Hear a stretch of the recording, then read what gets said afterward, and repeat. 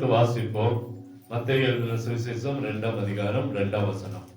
யூதருக்கு ராஜாவாக பிறந்திருக்கிறவர் எங்கே? யூதருக்கு ராஜாவாக பிறந்திருக்கிறவர் எங்கே? கிழக்கிலே அவருடைய நட்சத்திரத்தை கண்டு அவரை பணிந்து கொள்ள வந்தோம் என்றார்கள். கண்களை மூடுவோமா? யூதருக்கு ராஜாவாக பிறந்திருக்கிறவர் எங்கே என்று கண்டு அவரை பணிந்து கொள்ள வந்தோம் என்றார்கள் என்று சொல்லி பார்க்கிறோம். ஆண்டவர் நம்மோடு பேசட்டும். இந்த வருஷமும் இந்த கிறிஸ்துமஸ் தினத்துல கர்த்தர் நம்மோடு பேசுவாராக. கர்த்தருடைய கரை நம்மோடு கூட இருப்பதாம். எங்களை கிருபையாய் நேசிக்கிற அப்படி நல்ல தகப்பனே, உடைய வார்த்தை எங்கள் மத்தியில கடந்து வரட்டும். நீங்க பேசுங்க, நாங்க கேட்கிறோம். எத்தனையோ கிறிஸ்துமஸ்களை பார்க்கிறோம். இந்த வார்த்தை எங்களை கனப்படுத்துகிறது, எங்களை மகிமைப்படுத்தும், எங்களை உயர்த்தும், எங்களை நடத்தும். உமக்கு அது மகிமையாய் கனத்தை கொண்டு வருகிற வார்த்தையாய் இருக்கும். ஆண்டவரே, இன்றைக்கு நீர் எங்களோடு பேசும். வார்த்தை எங்கள் வாழ்க்கையில் ஒரு அற்புதத்தை செய்யட்டும். அதுக்கு முன்பா என்னை உங்களுடைய கரத்தில் அர்ப்பணிக்கிறேன். என்னை தகுதிப்படுத்தும். உடைய வார்த்தையை சொல்லக்கூடிய திராணியை தாரும். நீர் பேசும், நாங்கள் கேட்கிறோம். என்னை மறைத்து நீங்க வெளிப்படுங்க. உங்க நாம மாத்திரம் மகிமைப்படட்டும். இயேசுவின் இன்ப நாமத்தில் ஜெபிக்கிறோம் அன்பின் நல்ல தகப்பனே, ஆமென். கர்த்தர் நல்லவர். இன்னைக்கு நம்ம பார்க்கிற யூதருக்கு ராஜாவாக பிறந்திருக்கிறவர் எங்கே? நம்ம நிறைய செய்திகளை பார்த்துட்டோம், நிறைய காரியங்களை நம்ம பார்த்துட்டோம். நானும் ஒரு 25 வருஷமா இந்த கிறிஸ்துமஸ் ஆராதனையில நம்ம இருக்கிறோம். 25 விதமான செய்திகளை நம்ம பார்த்துட்டோம், கேட்டு இருக்கிறோம். ஆனால் இன்னைக்கும் ஆண்டவர் நம்மோடு பேசுகிற தேவன். அங்கே சொல்லப்படுகிறது, யூதருக்கு ராஜாவாக பிறந்திருக்கிறவர் எங்கே? கிழக்கிலே அவருடைய நட்சத்திரத்தை கண்டு அவரை பணிந்து கொள்ள வந்தோம் என்றார்கள். அல்லேலூயா. இன்றைக்கு ஆண்டவர் சொல்லுகிற காரியம், இயேசு கிறிஸ்து உலகத்துல பிறந்திருக்கிறார். அவர்கள் அது உண்மை, அது உண்மை. 2025 ஆண்டுகளுக்கு முன்பா இந்த உலகத்தில் இயேசு பிறந்தார். இன்றைக்கு வரைக்கும் நம்மோடு கூட அப்படிப்பட்ட ஒரு ஆசீர்வாதத்தை நமக்கு கர்த்தர் கொடுத்து வருகிறார். கர்த்தருக்கு ஸ்தோத்திரம், கர்த்தருக்கு ஸ்தோத்திரம். இன்னைக்கு நம்ம பார்க்க போற காரியம், இவருடைய பிறப்பை குறித்து நம்ம பார்க்கிறோம். இவர் யூதருக்கு மாத்திரம்தான் ராஜாவா? சொல்லுங்களேன். யூதருக்கு, ஆனா வசனம் சொல்றது யூதருக்கு. சாஸ்திரிகள் போய் கேட்கிறாங்க, யூதருக்கு ராஜாவாய் பிறந்திருக்கிறவர் எங்கே? யூதருக்கு ராஜாவாய் பிறந்திருந்தாருன்னா அவர் அரண்மனையில தான் இருந்திருப்பார். அவர் எங்க இருந்திருப்பாரு? அரண்மனையில தான் இருப்பார். ஆனா இவர் யூதருக்கு மாத்திர ராஜா இல்ல, உலகத்தின் மனுக்குலம் அத்தனை பேருக்கும் ராஜாவா இருந்தார். நம்ம தெரிஞ்சுக்கணும், இவர் யூதருக்கு மாத்திர ராஜா இல்ல, ஒரு குறிப்பிட்ட ஜாதிக்கு மாத்திர ராஜா இல்ல, ஒரு குறிப்பிட்ட கோத்திரத்துக்கு மாத்திர ராஜாவாய் பிறக்கல, முழு உலகத்துக்கும் ராஜாவாய் கர்த்தர் பிறந்தார். அல்லேலூயா. அவங்க கேள்வியும் தப்பு, அவங்க போன இடமும் தப்பு. அவங்க நினைச்சுட்டாங்க, ஒரு பெரிய நட்சத்திரத்தை பார்த்த உடனே அவங்க யூகிச்சுட்டாங்க அவர் எங்க பிறந்திருப்பார்? ராஜ அரண்மனையில பிறந்திருப்பார். அதனாலதான் அந்த நட்சத்திரத்தை பார்க்க, அந்த நட்சத்திரத்தை பார்த்துட்டே வராங்க. அந்த இடத்துல வந்தது நட்சத்திரம் நிக்குதா போகுதான்னு கூட தெரியாம அரண்மனை பார்த்து உள்ளே வந்துட்டான். உள்ள போய் ராஜாட்ட கேட்கிறாங்க, ராஜாவே எங்க குழந்தை பிறந்திருக்கு, எங்க வச்சிருக்கீங்க, நாங்க பார்க்கணும். குழந்தையா? எங்க அரண்மனையில எந்த குழந்தையும் பிறக்கவே இல்ல. ராஜாக்கு பயம், கலக்கம் வந்துச்சு. எல்லாத்தையும் கூப்பிடுறான். எல்லாத்தையும் கூப்பிட்டு, எங்காச்சும் ஒரு குழந்தை பிறந்திருக்கா? ஒரு ராஜ வம்சத்துல குழந்தை பிறந்திருக்கா? இல்ல. அப்படியே தேடுற. அங்க பாக்குற அந்த வசனங்களை நீங்க எடுத்து பார்த்தீங்கன்னா தெரியும். சில வசனங்களை நான் சொல்றதை நோட் பண்ணி வச்சுங்க. ஏன் அப்படின்னா, இது முழு உலகத்துக்கும் ராஜாவாய் பிறந்திருக்கிறார் என்பதற்கு ஆதாரமான வசனங்கள். மத்தேயு 2:6 இப்படியா சொல்லுது, யூதேயா தேசத்தில் உள்ள பெத்லகேமே, யூதாவின் பிரபுக்கு சிறியதல்ல, என் ஜனமாகி இஸ்ரவேல் ஆளும் பிரபு உன்னிடத்திலிருந்து புறப்படுவார். என் ஜனத்தை, ஆண்டவருடைய ஜனத்தை, என் ஜனமாகிய இஸ்ரவேலை ஆளும் பிரபு உன்னிடத்திலிருந்து என்ன செய்வாரு? புறப்படுவார். அப்ப முழு உலகத்துக்கும் ராஜாவாய் பிறந்தவர் தான் நம்முடைய இயேசு. ஒரு குறிப்பிட்ட ஜாதிக்கோ, ஒரு குறிப்பிட்ட கோத்திரத்துக்கோ, ஒரு குறிப்பிட்ட மதத்துக்கோ அல்லது ஒரு குறிப்பிட்ட சபைக்கோ இயேசு பிறக்கல. இயேசு பிறக்கல. முழு உலகத்துக்கும் ராஜாவாய் பிறந்தவர் நம்முடைய ஆண்டவர். அதே 2:13 நீங்க வாசித்து பார்த்தீங்கன்னா, அவர்கள் போன பின்பு கர்த்தருடைய தூதன் தன் சொப்பனத்திலே யோசேப்புக்கு காணப்பட்டு, ஏரோது பிள்ளையை கொலை செய்ய தேடுவான், அதெல்லாம் நீ எழுந்து பிள்ளையை அதை தாய் கூட்டிக் கொண்டு எகிப்துக்கு ஓடி போட்டார். எகிப்துக்கு, அப்ப எகிப்துக்கும் சொந்தக்காரர் நம்முடைய ஆண்டவர். எகிப்துக்கும், தேவனுக்கு பிரியமில்லாத இடத்துக்கும், தேவனை விரும்பாத இடத்துக்கும், தேவனுடைய பிள்ளைகளை அடிமைப்படுத்துகிற அந்த எகிப்துக்கும் சொந்தக்காரர் நம்முடைய ஆண்டவர். அல்லேலூயா. அப்ப பாருங்க, அங்க அழகா சொல்லுகிறது, அவர் அங்க எகிப்துக்கு சொந்தக்காரர். அதே 2:20 நீங்க வாசித்து பார்த்தீங்கன்னா, அங்கே சொல்றாரு, அந்த நீ எழுந்து பிள்ளையையும் அதை தாய் கூட்டிக் கொண்டு இஸ்ரவேல் தேசத்துக்கு போன்றார். எங்க போன்றாரு? இஸ்ரவேல் தேசத்துக்கு போ. அப்ப இஸ்ரவேலும் கர்த்தருக்கு பிரியமான இடம், இஸ்ரவேலுக்கும் கர்த்தர் சொந்தமானவர். இஸ்ரவேலுக்கும், அப்ப யூத குலத்துக்கு மாத்திரமல்ல, யூதருக்கு மாத்திரமல்ல, முழு இஸ்ரவேல் தேசத்துக்கும் ஆண்டவர் சொந்தக்காரர். ஆண்டவர் அதே அது 20:23 நீங்க வாசிப்பது தெரியும். நாசரேத் என்னும் ஊரிலே வந்து வாசம் பண்ணினான், நசரேயன் எனப்படுவார் என்று தீர்க்கதரிசிகளால் உரைக்கப்பட்டது நிறைவேறும்படி இப்படி நடந்தது. அப்போ அவர் பாருங்க, யூதர் அல்ல, நசரேயனோ என்று அழைக்கப்படுவார் என்று சொல்லி அங்கே அவருக்கு ஒரு பெயர் வைக்கப்படுகிறது. அல்லேலூயா. அப்போ இங்க பார்க்கிறோம், ஆண்டவர் நமக்கு பிறந்திருக்கிறார். இது ஒரு காரியத்துக்காக மாத்திரமல்ல, ஒருத்தருக்கு மாத்திரம் சொந்தமல்ல, யூதருக்கு மாத்திரம் சொந்தமல்ல, முழு உலகத்துக்கும் சொந்தக்காரர் நம்முடைய ஆண்டவர். நல்லா புரிஞ்சுக்கணும். அவர் யாருக்காக, நிறைய பேர் சொல்லுவாங்க அவர் கிறிஸ்தவத்தை ஒரு ஆங்கில பண்பு தெய்வம் என்று சொல்லுவாங்க, அவர் ஒரு இங்கிலீஷ்கார தெய்வம் சொல்லுவாங்க, அமெரிக்காக்காரன் தெய்வம் சொல்லுவாங்க. அப்படி அல்ல, இது நிறைய பேருக்கு தெரியுது இல்ல. முழு உலகத்துக்கும் நம்முடைய ஆண்டவர் உண்மையான தேவனாய் இருந்திருக்கிறார். அல்லேலூயா. ஒரு குறிப்பிட்ட ஜாதிக்கல்ல, ஒரு குறிப்பிட்ட மதத்துக்கல்ல, ஒரு குறிப்பிட்ட ஊருக்கல்ல, ஒரு குறிப்பிட்ட கோத்திரத்துக்கல்ல, முழு கோத்திரத்துக்கும் ஆண்டவர் இரட்சகராய் பிறந்திருக்கிறார். முழு உலகத்தையும் ரட்சிக்க அவர் மனிதனாய் பிறந்திருக்கிறார். அல்லேலூயா. அதனாலதான் மத்தேயு 4:23 வாசிக்கிறோம். அதே 4:24, 25 அந்த வசனங்களை இங்க கோடிட்டு காட்டப்படுகிறது. மத்தேயு 4:23 எடுத்து வாசிங்க. பாருங்க, அங்க இருந்து எங்க போயிட்டாரு? கலிலேயாக்கு போறாரு. எருசலேமில் இருந்து எங்க போறாரு? கலிலேயாக்கு போறாரு. 24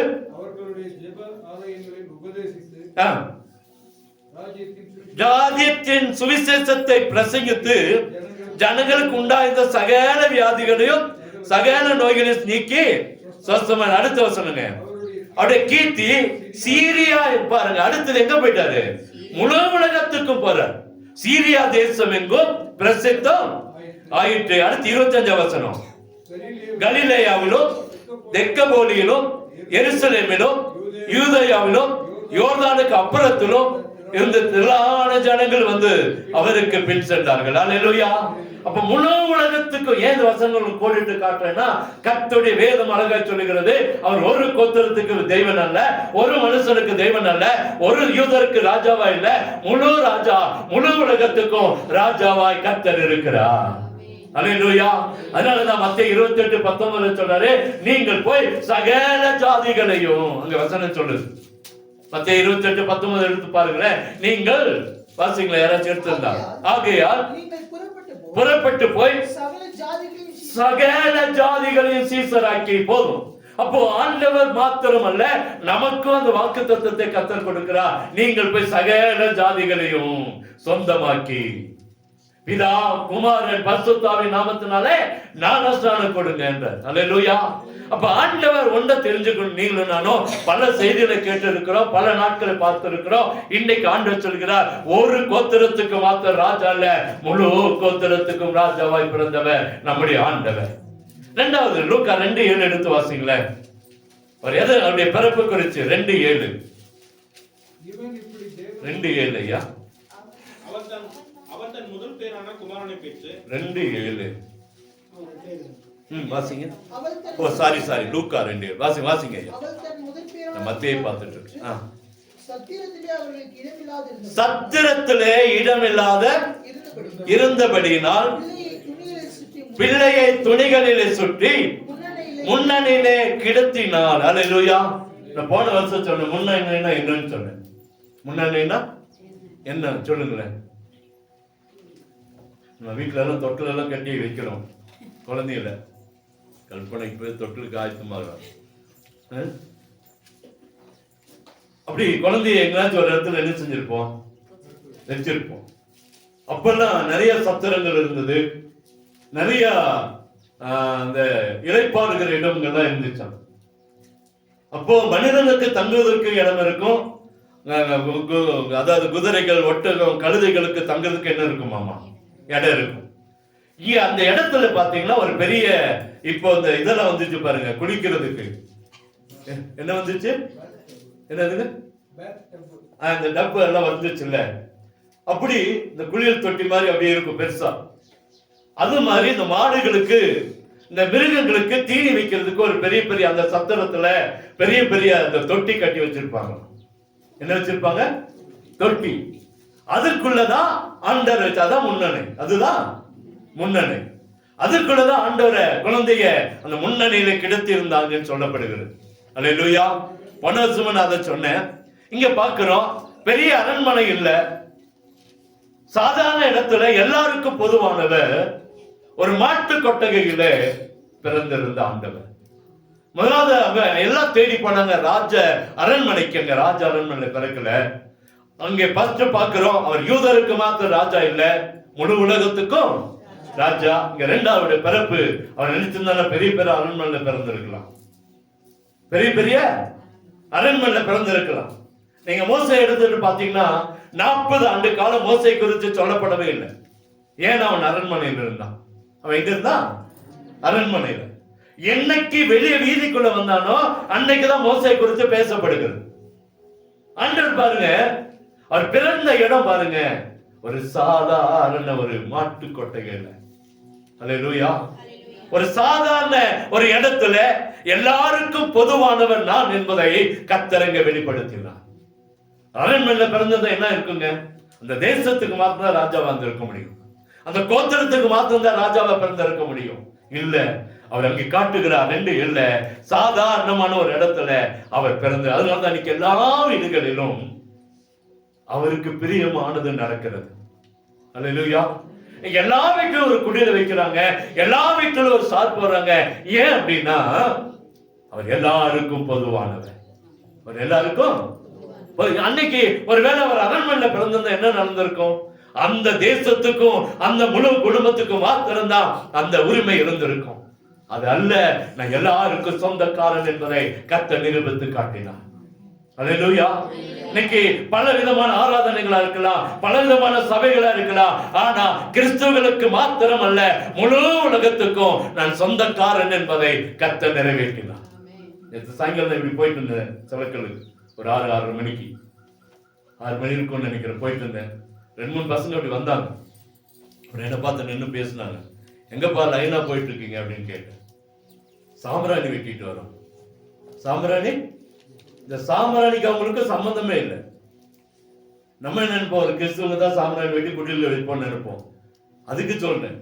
ஆனா இந்த சாம்பிராணி வெட்டிட்டு வந்து குடியில் வைக்கிறதுக்காக போயிட்டு இருக்க ஐயான்னா அந்த பசங்க பாருங்க. அப்போ குடில் என்பது அந்த தேவனுடைய பிறப்பின் நற்செய்தி என்பது இன்னைக்கு எல்லாருக்கும் என்னவாயிடுச்சுங்க, பொதுவா மாறிடுச்சு. அதுதான் ஆண்டோடைய பிறப்பு. ஆண்டோடைய பிறப்பு பாருங்க, ஒரு சாதாரண இடத்துல, ஒரு சாதாரணமான இடத்துல கர்த்தர் சாதாரணமான எல்லாருக்கும் நான் பொதுவானவன் என்பதை நிரூபித்து காட்டுகிறதா கர்த்தருடைய பிறப்பு. அல்லேலூயா. அவர் ஒரு கோத்திரத்துக்கோ ஒரு ஊருக்கோ ராஜா அல்ல, முழு கோத்திரத்துக்கு ராஜா என்பதை நிரூபித்து காட்டினார். இரண்டாவது, நான் எல்லா ஜனத்துக்கும் அங்க வேதம் சொல்லுது, எல்லா ஜனத்துக்கும். லூக்கா 5:29-30 எடுத்து வாசிங்களேன். லூக்கா 5:29-30. அந்த லேவி என்பவன் தன் வீட்டிலே அவருக்கு பெரிய விருந்து பண்ணினான். அநேக ஆயக்காரரும் மற்றவர்களும் அவர்களோடு கூட பந்தி இருந்தார்கள். வேத பாரகரும் பரிசேயரும் அவருடைய சீசருக்கு விரோதமாக முறுமுறுத்து, நீங்கள் ஆயக்காரரோடும் பாவிகளோடும் போஜனம் பண்ணுகிறது என்னவென்று கேட்டார்கள். அல்லேலூயா. ஒரு சாதாரணமான ஒரு மனுஷன் லேவி ஒரு சீசனாய் கத்த சொல்றார், நீ என் பின்னே வா. ஆண்டவர் பின்பாக கடந்து போகிறான். கடந்து போன உடனே அவனுக்கு ஒரு ஆசை, ஆண்டவருக்கு ஒரு பெரிய விருந்து வைக்கணும், ஆண்டவருக்கு ஒரு ராஜா வீட்டுல பிறந்திருந்தா, ஒரு அரண்மனையில பிறந்திருந்தா, இயேசு கிறிஸ்துக்கு ஒரு விருந்து ஒரு சாதாரண மனுஷன் வைக்க முடியுமா? முடியுமா? முடியாது. ஆனா பாருங்க, ஆண்டவர் சாதாரணமாய் எல்லாருக்கும் பொதுவானவர் என்பதை நிரூபித்து காட்டவர். லேவியன் ஒரு சாதாரண ஒரு மனுஷன், மீன் பிடிக்கிறவன், அவனை ஆண்டவர் தன்னுடைய சீசனா ஏற்றுக்கொள்கிறார். ஏற்றுக்கொண்ட உடனே அவன் வருகிறான், வந்து எனக்கு எங்க வீட்டுல ஒரு விருந்து வைக்கிற ஆண்டவர் வாங்க போறாரு. அவங்க வீட்டுக்கு போறாரு. அங்கதான் அது அடுத்த வசனம் சொல்லுது. அவங்க சொல்றாங்க, இவர் பாவிகளோடும் ஆயக்காரரோடும் போஜனம் பண்ணுகிறாரு. அப்ப எல்லாருக்கும் பொதுவான ஆண்டவர் என்பதை இங்க நிரூபித்து காட்டுகிறார். சகை வீட்டுக்கு போறாரு, அங்க உட்கார்ந்து விருந்து பண்றாரு, அவங்களோட பேசுறாரு. அங்கே இது பேதுரு வீட்டுக்கு போறாரு, அங்க அந்த பேதுருடைய மாமி வியாதியா இருக்கிறா, அவங்களோட பேசுகிறார், சுகத்தை கொடுக்கிறார். அந்த மாமி அவருக்கு பணிவிடை செய்தார் என்று சொல்லி வேதத்துல வாசிக்கிறோம். நிறைய காரியங்களை பார்க்கலாம். ஒரு சாதாரண கல்யாண வீட்டுல போய் உட்கார்ந்து இருக்கிறாரு, அங்கே திராட்சரசம் குறைபடுகிறது, தண்ணீரை திராட்சரசமாய் மாட்டுகிறார். ஒரு ஊருக்கு கடந்து போகிறார், அந்த ஊர்ல இருந்து ஒரு பெணம், ஒரு வாலிபன் மரித்து போனவனை தூக்கி கொண்டு வராங்க, கர்த்தருக்கு விடுதலை தரார். ஒரு சாதாரண ஒரு நூற்றுக்கு அதிபதி வீட்டுக்கு கடந்து போகிறார். இது அரண்மனையில பிறந்ததுதான் நடந்திருக்காது, சாதாரண ஒரு இடத்துல பிறந்ததுனால ஒரு எல்லாருக்கும் பொதுவானவர் என்பதை அங்கே நிரூபித்து காட்டுகிறார். அல்லேலூயா. அங்க பாருங்க, அவர் போறாரு, அங்க விருந்துக்கு உட்கார்ந்து இருக்காரு. அப்ப அந்த சீசர் அங்க இருக்கிறவங்க என்ன சொல்றாங்க, இவர் பாவிகளோடும் ஆயக்காரரோடும் இவர் என்ன செய்யறாரு, போஜனம் பண்ணுகிறாரு. ஏன்னா அவர் பொதுவானவர், எல்லாரையும் நேசிக்கிறார், உங்களையும் என்னையும் நேசிக்கிற ஆண்டவர். அல்லேலூயா. மூணாவது அவருடைய காரியம் பார்த்து, ஏன் மேய்ப்பர்களுக்கு கர்த்தர் அங்கே தரிசனமா அந்த தேவதூதர்கள் சொல்றாங்க, சொல்லுங்களேன். 2ஆம் அதிகாரம், லூக்கா 2ஆம் அதிகாரம், அங்க எடுத்து வாசிங்களேன். 9-10 வாசிங்க. மேல 8 வசனத்தை வாசிங்க. அப்பொழுது அந்த நாட்டிலே மேய்ப்பர்கள் வயல்வெளியில் தங்கி ராத்திரியிலே தங்கள் மந்தையை காத்து கொண்டிருந்தார்கள். அவ்வேளையில் கர்த்தருடைய தூதன் அவர்களிடத்தில் வந்து நின்றான். பிரகாசித்தது, மிகவும் பயந்தார்கள். தேவதூதன் அவர்களை நோக்கி, பயப்படாதீர்கள், இதோ எல்லா ஜனத்துக்கும் மிகுந்த சந்தோஷத்தை உண்டாக்கும் நற்செய்தி உங்களுக்கு போதும். ஏன் மேய்ப்பர்களுக்கு முதலாவது தரிசனம் கொடுக்கிறார் சொல்லுங்களேன். அன்னைக்கு இஸ்ரவேல் தேசத்துல மேய்ப்பர்கள் அங்க என்ன செய்ய முடியல, மதிப்புக்குரியவர்கள் அல்ல. வருக வருக பிரியா அவர்களே வருக. சரி, அப்ப அன்னைக்கு மேய்ப்பர்கள் மதிப்புக்குரியவர்கள் அல்ல. மச்சாங்களா, மேய்ப்பர்கள் மதிக்கவே இல்லை. என்ன செய்யல, மேய்ப்பர்களை இந்த தேசமே மதிக்கல, ராஜா மதிக்கல. எகிப்துல மேய்ப்பர்கள் சொன்னா எப்படி சொல்றதுன்னு சொன்னா, அவங்க கேவலப்படுத்தப்பட்டாங்க. அவங்க என்ன பண்ணாங்க, கேவலப்படுத்தப்பட்டாங்க. மோசேயுடைய அந்த வம்சத்துல அப்படியே பார்க்கிறோம், யாக்கோபு குறித்து பார்க்கிறோம், யோசேப்பு குறித்து பார்க்கிறோம். யோசேப்பு அந்த தேசத்தின் அதிபதி. ஆனா அங்க நடக்கிற சம்பவம் பாருங்க, இவன் போய் தன்னுடைய அப்பா அம்மா ஆடு மேய்க்கிறாங்க அப்படின்றத அங்க கூலி குறுகி சொல்றான். ராஜாட்ட போய் சொல்றான். நீங்க வசனங்களை வாசி பார்த்திருந்தா தெரியும். ஏன்னா மேய்ப்பர்கள் அங்க என்ன இல்ல, மதிப்புக்குரியவர்கள் அது வெறுத்து ஒதுக்கி இருந்தாங்க. ஏன் அப்படின்னா 68-70 சாஸ்திராங்கங்கள் இருக்கிறதா யூதர்களுக்கு. நிறைய சாஸ்திரம், கை கழுவாம சாப்பிடக்கூடாது, பணத்தை தொடக்கூடாது, அப்படி நிறைய காரியங்களை இவங்க செய்யணும். இவங்க எங்க வனாந்தத்துல எங்க செய்வாங்க, ஒரு ஆடு சத்தல தூக்கி போடணும், தண்ணி இல்லாத இடத்துல சாப்பிடணும், கிடைக்காத பச்சு சாப்பிடணும். இவங்க எந்த சட்டத்தையும் இவங்க செய்யாதனால அந்த தேசத்திலிருந்து ஒதுக்கப்பட்டவங்க தான் மேய்ப்பர்கள். தேசத்திலிருந்து ஒதுக்கப்பட்டவங்க. நிறைய நேரத்துல மேய்ப்பர்கள் அடிமைகள் போறதா இருந்தாங்க. அதனாலதான் தாவீத நீங்க பார்க்கிறோம், தாவீது கொஞ்சம் ஆட மேய்க்கிறான். அவன் அந்த ராஜாவுக்கு முன்பா நிற்கும் போது, அந்த தேசத்துல நிற்கும் போது அவங்க அண்ணன் தம்பி சொல்றா, அந்த ஆடை ஆட்டு விட்டுட்டு வந்த, நீ ஒரு அடிமை.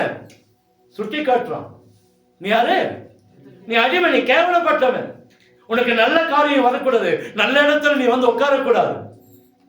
அப்படிப்பட்ட ஒரு கூட்டம் தான் மேய்ப்பர்கள் கூட்டம். அந்த கூட்டத்துக்கு தான் ஆண்டவருடைய நற்செய்தியை முதலாய் சொல்லப்பட்டது. அல்லேலூயா. எந்த செய்திங்க, யாரை வெறுத்தாங்களோ, யார் ஒதுக்கப்பட்டாங்களோ, யார் அங்க வேதனையோடு வெட்கத்தோடு அவமானத்தோடு இருந்தாங்களோ அந்த ஜனத்துக்கு தான் முதல் நற்செய்தியை கர்த்தர் சொல்ல ஆரம்பித்தார். அருமையான ஜனமே, ஆண்டவருடைய பிறப்பு முழு தேசத்துக்கு உரிமையானதுன்னு பார்த்தோம். ஆண்டவருடைய பிறப்பு சாதாரணமானது, எல்லாருக்கும் சொந்தமானது என்று பார்த்தோம். மூன்றாவது, யார் ஒடுக்கப்பட்டு இருக்கிறோமோ, யார் பிற்கப்பட்டு இருக்கிறோமோ, யார் அந்த வாழ்க்கையில உடைக்கப்பட்டு இருக்கிறோமோ, யார் பிற்கப்பட்டு இருக்கிறோமோ அவர்களுக்கு கொடுக்கப்படுகிற வார்த்தை தான் இயேசு பிறந்திருக்கிறார். இனி உங்களுடைய வாழ்க்கையில துக்கம் இல்ல, துன்பம் இல்ல, போராட்டம் இல்ல, உங்க வாழ்க்கையில் இருக்கிற அடிமைத்தனம் இல்ல, எல்லாவற்றையும் நீக்கி கர்த்தர் உங்களை ரட்சிப்பார் என்று சொல்லுகிற வார்த்தை மேய்ப்பனுக்கு கடந்து போனது. உங்களுக்கு எனக்கு கடந்து வர காரணம் என்ன தெரியுமா? இன்னைக்கு ஏன் இந்த வார்த்தை நமக்கு வருகிறதுனா, ஒருவேளை உடைக்கப்பட்டிருக்கலாம், ஒருவேளை பண்டிகை நாட்கள் நம்ம பிற்கப்பட்டிருக்கலாம், ஒருவேளை முழு உலகமும் பண்டிகை கொண்டாடலாம். ஆனா தனிப்பட்ட வாழ்க்கையில உடைக்கப்பட்டு வெட்கத்தோடு அவமானத்தோடு இருக்கலாம். கர்த்தர், நான் பிறந்திருக்கிறேன், உனக்காக நமக்காக கர்த்தர் பிறந்திருக்கிறார். அவருடைய செய்ததுதான். மேய்ப்பர்களுக்கு ஏன் இன்னைக்கு நிறைய பேர் சொல்றாங்க, மேய்ப்பனுக்கு ஏன் முதல்ல போகணும்? மேய்ப்பன் உடைக்கப்பட்டவன், மேய்ப்பன் பிற்கப்பட்டவன், வெட்கத்துக்கும் அவமானத்துக்கும் கூனி குறுகி போய் நின்றவன் மேய்ப்பன். அதனால முதல் வார்த்தை அந்த மேய்ப்பனுக்கு கடந்து போனது, இயேசு பிறந்திருக்கிறார். உங்களுக்கு சமாதானம், உங்களுக்கு பயப்படாதீங்க. ஏற்கனவே உடைக்கப்பட்டு வனாந்தரத்தில் இருக்கிறா, ஏற்கனவே பிற்கப்பட்டு எல்லாரும் கைவிடப்பட்ட நிலைமையில் இருக்கிறா. அவனை பார்த்து கர்த்தர் சொல்றார், பயப்படாத இருங்கப்பா. என்ன சொல்றாரு? இதோ எல்லா ஜனத்துக்கும். அவங்க நினைச்சிருப்பாங்க இயேசு கிறிஸ்து பிறப்பார், மீட்பர் பிறப்பார், தெரியும். எப்படி பிறப்பார்? ஒரு பெரிய ராஜா வீட்டுல பிறப்பார். அவருக்கு ஒரு கோத்திரத்தை, ஒரு ஆட்களை அவருடைய கட்டளைக்குள்ள, அவருடைய அந்த கைக்குள்ளாக இருப்பார்கள் என்று சொல்லி நினைச்சிருப்பாங்க மேய்ப்பர்கள். இல்லப்பா, முழு உலகத்துக்கு சொல்ல பாருங்க, இதோ எல்லா ஜனத்துக்கும் மிகுந்த சந்தோஷத்தை உண்டாக்கும் நற்செய்தி உங்களுக்கு அறிவிக்கிறேன். இன்று கர்த்தராகிய கிறிஸ்துவின் இரட்சகர் உங்களுக்கு தாவீதின் ஊரில் பிறந்திருக்கிறார். நீங்க போங்கப்பா, நீங்களும் பார்க்கலாம், நீங்களும் போங்க. ராஜாவுக்குரியவர் அல்ல, பெரிய பெரிய அந்தஸ்துக்குரியவர் அல்ல, பெரிய பெரிய அதிபதிகளுக்குரியவர் அல்ல, உங்களுக்கும் சொந்தக்காரர். நீங்களும் போய் ஆண்டவர் பார்க்கலாம். நீங்க போய் அடையாளத்தை சொல்ல பாருங்க. பிள்ளையை துணிகளில் சுற்றி முன்னணியில கிடத்தியிருப்பு காணி, இது உங்களுக்கு ஏன் அடையாளத்தை சொல்றான்? நீங்க போய் பாருங்க. உங்களுக்கு யார் ஆண்டவர் தள்ளி வைக்க முடியாது. நமக்கு யாருக்கும் ஆண்டவர் தள்ளி விடுகிறவர் அல்ல. அல்லேலூயா. இன்னைக்கு ஒவ்வொரு கோத்திரம் தான் ஒவ்வொரு கோயிலுக்குள்ள போக முடியும். எத்தனை வெற்றி நடக்கு, எத்தனை பிரச்சனை நடக்கா இல்லைங்களா? 2 கோஷ்டி பயங்கர பிரச்சனை நடக்குது. பண்டிகை கொண்டாட பயங்கர பிரச்சனை நடக்குது. ஏன் அப்படின்னா இவங்க அதை செய்யக்கூடாது, அவங்க இதை செய்யக்கூடாது. ஆண்டவர் அப்படி இல்லை, நமக்கு முழு உலகத்துக்கும் சொந்தக்காரரா இயேசு பிறந்திருக்கிறார். அதனாலதான் மேய்ப்பர்களுக்கு முதலாவது செய்தி போனது. ஒரே ஒரு காரியத்தை சொல்லி நான் முடிச்சேன். இந்த நாட்களில் நீங்களும் நானும் இந்த கிறிஸ்துமஸ்ல 3 காரியங்களை பார்த்தோம். ஒன்று, அவர் யூதருக்கு மாத்திரம் ராஜா இல்ல, முழு உலகத்துக்கும் ராஜா. அவர் அரண்மனை பிறக்கல, சாதாரண ஒரு மாட்டுக்கொட்டைகளை பிறந்தார். ஏன்னா உங்களுக்கு எனக்கு சொந்தக்காரர். நம்முடைய வீட்டிலும் கர்த்தர் பிறந்திருக்கிறார். நம்ம எல்லா வீட்லயும் போய் சொல்லுவோம், இப்ப சொல்றது இல்ல. எல்லா வீட்லயும் ஜெபம் பண்ணும்போது எனக்கு அது ஞாபகம் இருக்கும். உள்ளத்திலும் இல்லத்திலும் இயேசு என்ன செய்யணும்? அதுதான் ஆண்டவருடைய நோக்கம். நம்முடைய உள்ளத்திலும் இல்லத்திலும் இயேசு பிறக்கணும். மூணாவது, ஏன் மேய்ப்பன்னா உடைக்கப்பட்டாங்க, நொறுக்கப்பட்டாங்க, பிற்கப்பட்டாங்க, அவங்களுக்கு கர்த்தர் செய்தி சொல்லதான் மேய்ப்பர்களுக்கு செய்தி போனது. இன்னைக்கு ஒன்னே ஒன்று, இந்த கிறிஸ்துமஸ் தினத்துல வருஷம் ஏதாச்சும் ஒரு காரியங்கள் நம்ம சொல்லிட்டே தான் இருப்போம். இன்னைக்கு ஒரே ஒரு காரியத்தை சொல்லி நான் முடிச்சிட்டேன். லூக்கா 2:25 எடுத்து வாசிங்களேன். அப்பொழுது சிமியோன் என்னும் பேர் கொண்ட ஒரு மனுஷன் எருசலேமில் இருந்தான்.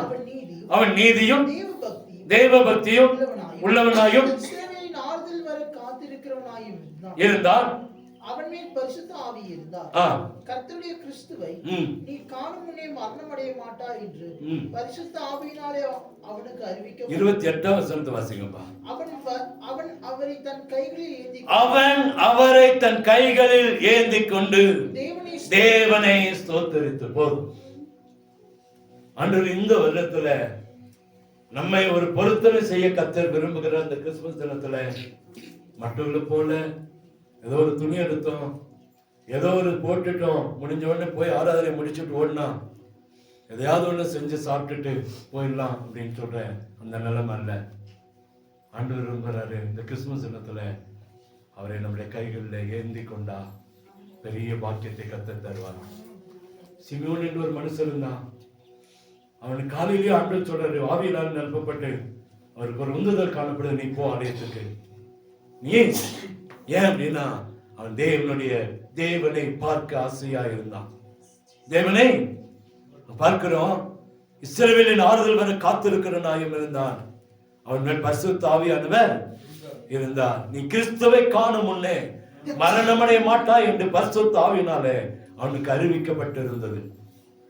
இயேசு கிறிஸ்துவை பார்த்துட்டு தான் உனக்கு மரணம் வரும். வயசானவன் சபைக்குள்ள போறான், காலையில இருந்து ஆவியோட சொல்ற, போ சபைக்கு, இன்னைக்கு நீ பார்க்க போற, நீ யாரை பார்க்கணும்னு நினைச்சு யாரை பார்க்க போற, போ போ. போனா திடீர்னு ஒரு கூட்டம் வருது, அவனுக்கு என்ன நடக்க தெரியல. அப்படியே வராங்க, ஒரு குழந்தையை தூக்கிட்டு வராங்க. 8ஆம் நாள்ல சபையில பிரதிஷ்டை பண்ண, சபையில பிரதிஷ்டை பண்ண, ஞானஸ்நானம் கொடுக்கல, பிரதிஷ்டை பண்ணும்படியா குழந்தைய சபைக்குள்ள கொண்டு வந்தாங்க. அப்பதான் ஆவியானவர் சொல்ற, நிவர்த்தாப்பா உன் கையில ஏந்திக்கோ, உன் கையில ஏந்திக்கோ. போன உடனே அவன் கரத்தை நீட்டி அந்த குழந்தையை தன் கையில வாங்கி வைத்துக் கொண்டான். ஒரு பெரிய சந்தோஷம் அவனுக்குள்ள, பெரிய சந்தோஷம். இன்னைக்கு ஆண்டவர் உங்களை என்னை பார்த்து சொல்றாரு, நம்முடைய வாழ்க்கையில ஒரு நாளாவது ஆண்டவரை தன் கைகளில் ஏந்தி நிற்கிறவர்களாக காணப்படணும். இந்த கிறிஸ்துமஸ் தினத்துல நம்ம ஜெபிக்க வேண்டிய ஒரு காரியம், ஆண்டவரை உங்களை என் கையில ஏந்தி கொள்றப்பா. ஒரு பெரிய பாக்கியம் இன்னைக்கு நமக்கு கிடைக்கட்டும். எத்தனையோ கிறிஸ்துமஸ் கொண்டாடிட்டோம், எத்தனையோ காரியங்களை செஞ்சிட்டோம். இந்த கிறிஸ்துமஸ்ல அது கர்த்தரை தன்னுடைய கையில ஏந்தி கொள்ளுங்கள் அப்படின்னு என்ன அர்த்தங்க? இன்னும் தேவனை நெருங்கி, இன்னும் ஆண்டவரோடு கூட நெருங்கி, இன்னும் ஜெபத்திலும் ஆவிக்குரிய வாழ்க்கையிலும் பரிசுத்தத்திலும் இன்னும் இன்னும் இன்னும் ஆண்டவரோடு நெருங்கி அந்த குழந்தையை தன் கரங்களில் ஏந்தி கொள்கிற அந்த பெரிய பாக்கியத்தை நீங்களும் நான் பெற்றுக்கொள்வோம் என்று சொன்னார். நித்தியமாய் ஒரு ஆசீர்வாதத்தை நம்முடைய கண்கள், நம்முடைய வாழ்க்கை பார்க்கும். நம்முடைய கண்களை மூடுவோமா? வருஷம் ஏதாச்சும் ஒண்ணு செய்யணும்னு சொல்றோம். வீடுகளில் ஒரு ஏழையாவது கூப்பிட்டு ஒரு நல்ல ஆகாரம் கொடுங்க. இன்னைக்கு ஒருத்தருக்காவது ஆசீர்வாதத்தை கொடுங்க. உங்க குடும்பத்தோடு இணைந்து இருக்கட்டும். ஒருத்தருக்காவது சத்தியத்தை சொல்லுங்க, அதெல்லாம் நல்லதுதான். வருஷம் செய்யறது தான். இன்னைக்கும் செய்யுங்க, தப்பே இல்லை. தேவனை எதையாவது ஒரு குடும்பத்தையாவது, ஒரு கூட்டத்தையாவது, ஒருத்தரையாவது கொண்டு வாங்க, அவருக்கு உதவி செய்யுங்க. ஆனா ஆண்டவர் சொல்றாரு, அதுக்கு மேல ஆண்டவரோடு நெருங்கி நிற்போங்க. இந்த பாக்கியம் நமக்கு கிடைக்காதுங்க. குழந்தையை தன் கைகளை ஏந்தி கொண்டு சிமியோனை போல தன் கைகளை ஏந்தி கொண்டு போக நம்ம ஆயத்தப்படுவோமா? அவ்வளவு அவன் பரிசுத்தமா இருந்தான், அதுக்கு அவன் பாக்கியமானா இருந்தான். அவனை போல நாங்களும் நீங்களும் நான் மாறுவோமா? இந்த கிறிஸ்துமஸ் நாள்ல இயேசு கிறிஸ்துவ அந்த குழந்தைய நம்முடைய கைகளை ஏந்தி கொண்டு போக ஆயத்தப்படுவோம். அப்படின்னு என்ன செய்யணும்? தேவனுக்கு பிரியமான வாழ்க்கை, தேவனுக்கு பிரியமான வாழ்க்கை, தேவனுக்கு பிரியமான வாழ்க்கை, தேவன் விரும்புகிற வாழ்க்கை வாழ்க்கையில காணப்படட்டுமே. கொஞ்சம் நேரம் முழங்கால் மடக்கி இந்த கிறிஸ்துமஸ் தினத்துல சிமியோனுக்கு மாத்திரம் இல்லப்பா, எனக்கு அந்த கிருபை கொடுங்கன்னு சொல்லுவோமா? ஒருவேளை இதுவரைக்கும் ஆண்டவர் விட்டு தூரம் போயிருக்கிறோமா? ஆண்டவர் விட்டு எங்கேயோ நிக்கிறோமா? ஆண்டவர் உங்களை என்னை பார்த்து கேட்கிறா, என்னை ஏந்திக்கவியா? உன் கையில் வரதுக்கு நான் ஆயத்தமா இருக்கிறேன், என் குடும்பத்துல வர நான் ஆயத்தமா இருக்கிறேன், உங்களோடு வர்றதுக்கு நான் ஆயத்தமா இருக்கிறேன். என்ன உன் கையில எந்திக்கிறியாப்பா கண்ணே மகளேன்னு கேட்கிற. 1000 காரியங்கள் செய்தாலும் இயேசு கிறிஸ்து கைகளை ஏந்தி கொண்ட சிமியோனுக்கு கிடைச்ச பாக்கியம் நமக்கு இந்த கிறிஸ்துமஸ் நாள்ல கிடைக்கணும். இந்த வருஷத்துல ஒரு வித்தியாசத்தை பார்க்கணும். ஆண்டவரே, உங்களுடைய கரங்களை ஏந்திக்கிறப்பா. எப்போதுமே நான் உங்க மேல ஆண்டவரே பாசமா இருப்பான். ஆண்டவரே, உலகத்தை ஏந்திட்டு இருக்கிறப்பா, பாவத்தைய கையில ஏந்திட்டு இருக்கிறேன், சாபத்தைய கையில ஏந்திட்டு இருக்கிறேன், அக்கிரமத்தைய கையில ஏந்திட்டு இருக்கிறப்பா. ஆண்டவரே, அதெல்லாம் கீழே இறக்கி வச்சுட்டு உங்களையே எந்துகிற பாக்கியத்தை எனக்கு கொடுங்கப்பா. உங்களையே எந்துகிற பாக்கியத்தை எனக்கு கொடுங்கப்பா. இந்த நல்ல நாள் உலகம் முழுவதும் இன்னைக்கு ஆராதிக்கிற இந்த நாள் நாங்களும் ஒரு பாரம்பரியமா சடங்காச்சாரியமா போகாம ஆண்டவரே, உங்களையே கரங்களை ஏந்துகிற கூட்டமா, உங்களை சேகிக்கிற கூட்டமா, உங்களோட இன்னும் நெருங்கி வருகிற கூட்டமா எங்களை மாற்றுங்கப்பா. இந்த சிமியோனுக்கு கிடைச்ச கிருபை எங்களுக்கு தாங்கப்பா. இந்த கிறிஸ்துமஸ் நாள்ல ஒரு கூட்டத்துக்காக, ஒரு கோத்திரத்துக்காக இந்த உலகத்துல வரல. பெரிய அரண்மனை பிறக்க நீங்க வரல, சாதாரண இடத்துல பிறந்தீங்கப்பா. யார் அடிக்கப்பட்டாங்களோ, யார் பிடிக்கப்பட்டாங்களோ அவங்களுக்கு சத்தியத்தை கொடுக்க வந்தீங்க. உங்க பயத்தை மாற்ற வந்தீங்க. எங்களையும் தூக்கி எடுத்து நிறுத்தி இருக்கீங்க. இன்னைக்கு மீண்டும் உங்களுடைய கரங்களை ஏந்தி கொள்கிற கிருபை எங்களுக்கு தாங்கப்பா, எங்களுக்கு தாங்கப்பா, எங்களுக்கு தாங்கப்பா. இந்த கிருபை எங்களுக்கு தாங்கப்பா. சின்ன ஆண்டவரை ஏந்தி கொண்டு வந்து சொன்னா இந்த கிறிஸ்துமஸ் நாட்களுடைய முழு ஆசீர்வாதமும் நமக்கு வந்து சேரும். ஏன் இந்த உலகத்துல இயேசு பிறந்தாரோ, ஏன் இயேசு ஒரு மனுக்குலத்தை மீட்டெடுக்க இந்த உலகத்துல மனிதனாய் பிறந்தாரோ, அந்த நோக்கம் நிச்சயமா நடக்கும், நிறைவேறும். கிருபையாய் நேசிக்கிற அன்பின் நல்ல தகப்பனே, வார்த்தை கேட்டுக் கொண்டிருக்கிறோம், ஏன் பேசிக் கொண்டிருக்கிறேன். நன்றி. எங்களோடு கூட உறவானதுக்காக, இடைப்பட்டதுக்காக ஸ்தோத்திரம். ஆண்டவரே, இந்த உலகத்துல ஒரு கோத்திரத்துக்காக வரல, அரண்மனை பிறக்க நீங்க வரல. கஷ்டப்படுகிற, பாடுபடுகிற, வேதனைப்படுகிற ஜனங்களை மீட்டெடுக்க வந்தீங்க. நன்றி. எங்க வாழ்க்கையில நீ மீட்டெடுத்திருக்கின்ற நன்றி. இன்னைக்கு நாங்க உங்களை எங்க கரங்களை ஏந்தி கொள்கிற கரங்களா, எங்க கரங்கள் மாறுங்க. எங்க கரங்கள் இருக்கிற உலகமோ, மாம்சிகமோ, பாவமோ, அக்கிரமோ வேண்டாப்பா. உங்களை ஏந்தி கொள்கிற அந்த கிருபைய எங்கள் ஒவ்வொருவருக்கும் தான். இதை கேட்கிற, பார்க்கிற எல்லாரும் உண்மை ஏந்தி கொள்கிற இந்த கிருபை எங்களுக்கு தான். சிமியோனை போல உங்களை அணைத்துக் கொள்கிற, உங்களை முத்தமிடுகிற, உங்களோடு கூட என்ன நெருங்கி வருகிற, உங்களையே தேடி ஓடி வருகிற அந்த கிருபை எங்களுக்கு தாங்கப்பா. கிறிஸ்துமஸ் தினத்தில் அப்படி ஒரு அறிக்கையை, அப்படி ஒரு உடன்படிக்கையை நாங்க செய்கிறோம். என்னை காத்துக்கொள்ள வேண்டும் என்று சொல்லி ஜெபிக்கிறோம். வந்திருக்கிற ஒவ்வொருவரையும் ஆசீர்வதியும், குடும்பங்கள் ஆசீர்வதி, பிள்ளைகள் ஆசீர்வதியும். ஆண்டவரே, இந்த சபைக்குள்ள வந்திருக்கிற ஒவ்வொரு பிள்ளைகளையும் நீர் ஆசீர்வதிக்க வேண்டும் என்று சொல்லி ஜெபிக்கிறேன். ஆண்டவரே, திருமணம் முடிந்து போனாலும் மீண்டும் அந்த திருச்சபைக்குள்ள வந்திருக்கிற பிள்ளைகளுக்காக ஜெபிக்கிறோம். பிரியாவுக்காக, அவருடைய கணவன் பிள்ளைகளுக்காக ஸ்தோத்திரம். ஆண்டவரே, கல்பனாவுக்காக, அவருடைய கணவன் பிள்ளைகளுக்காக ஸ்தோத்திரம். ஆசீர்வதிங்க. எங்க சபை மக்கள் ஒவ்வொருவருக்காக ஸ்தோத்திரம். ஆசீர்வதிங்க. ஆண்டவரே, பாரத்தோடு வந்திருக்காங்கப்பா. ஆண்டவரே, உங்களுடைய வார்த்தை கேட்க வந்திருக்காங்க. ஒவ்வொருவரையும் திருத்தி படுத்தி அனுப்பும். ஆசீர்வதி. கிருபைகளை மறைத்துக் கொள்ளும், பாதுகாத்துக் கொள்ளும். உடைய நாமம் மகிமைப்படும். இந்த நல்ல நாள் பிள்ளைகளுக்கெல்லாம் ஒரு மன மகிழ்ச்சியான சந்தோஷமான நாளா, உடைய வார்த்தையின்படி முழு உலகத்துக்கும் சந்தோஷத்தை கொடுக்கிற நாளா இருக்கட்டும். இயேசுவின் இன்ப நாமத்திலே ஜெபிக்கிறோம். அன்பின் நல்ல தகப்பனே.